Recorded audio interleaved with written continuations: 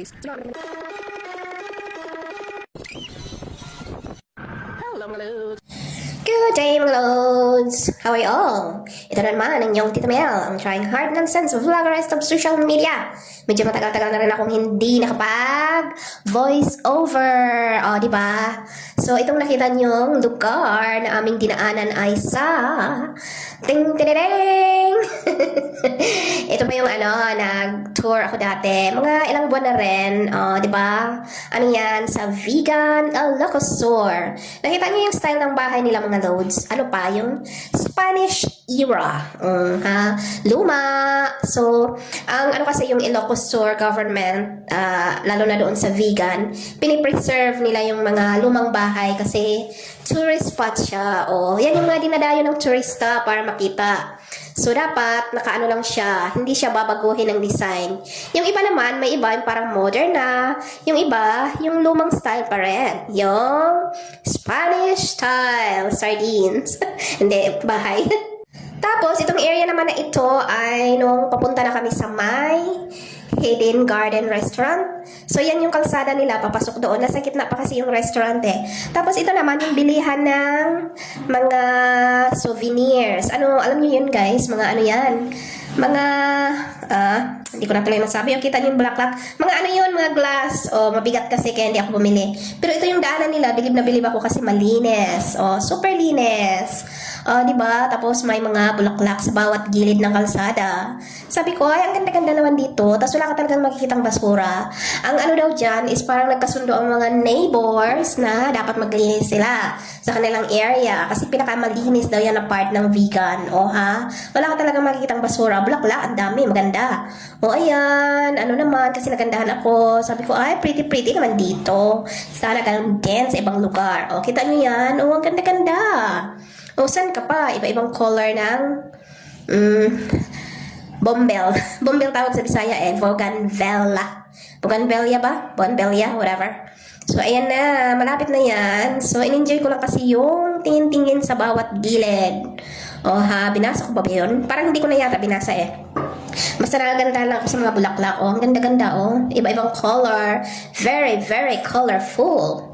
So, ayan na, malapit na ako sa, ayan, kita niyo yan, Hidden Garden Restaurant. Ano daw yan, guys? Famous. Marami daw pumupunta dyan, mga artista. Pag, dyan daw talaga kumakain. Kaya lang, parang nawiweirduhan ako eh, kasi parang madilim siya sa loob. Iba-ibang decoration.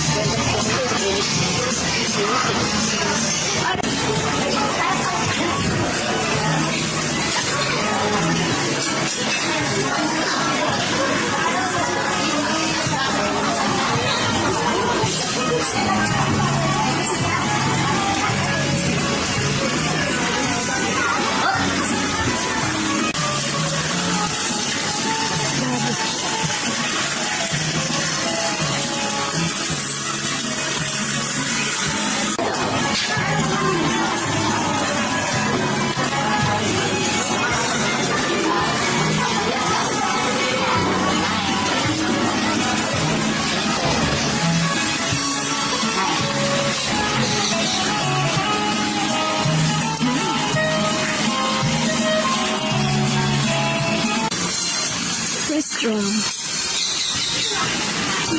Forever Flowers. Ay, super ganda. So, yun. Tapos na kaming kumain. Ayan, palabas na kami. So, naghanap yata ako ng CR dyan CR is comfort room, di ba? So, ayan, binalikan ko yung si Dennis Rodman. Tawa-tawa ako dyan eh. Laki-laki mo ng lips. Lips. So, ayan, Hidden Garden Restaurant. Yung ano nila, yung decors nila, hindi ko mawari eh kung parang, ewan ko, parang African style or lumang style.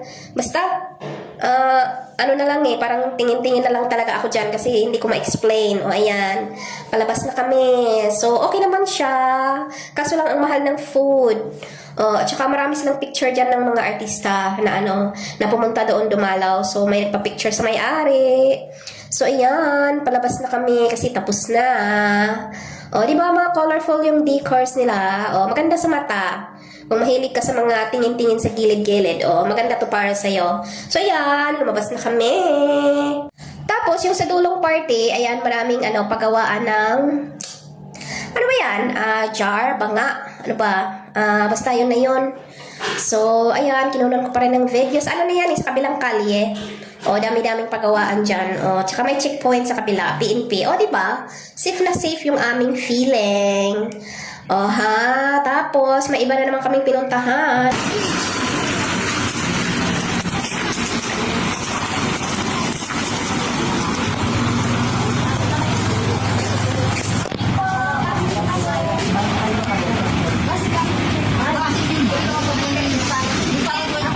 So, pasalubong center pala yan, pero hindi na ako pumasok eh, nakapagod.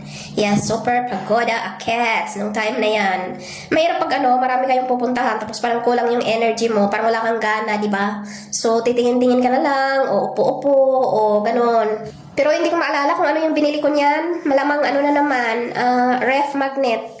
Yun lang naman gusto kong bilhin eh, o, di ba? O, dami-dami kong ano, dami-dami kong tinitingnan, dami kong pinuntahan, pero ref magnet lang ang bagsak. So, ito, last na lang to dito yung mini vlog. Thank you for watching, mga guys. O, ayan, bracelet. Basta bumili ako ng ano niyan, bumili ako ng ref magnet. So, thank you for watching. I really appreciate your support. Bye-bye.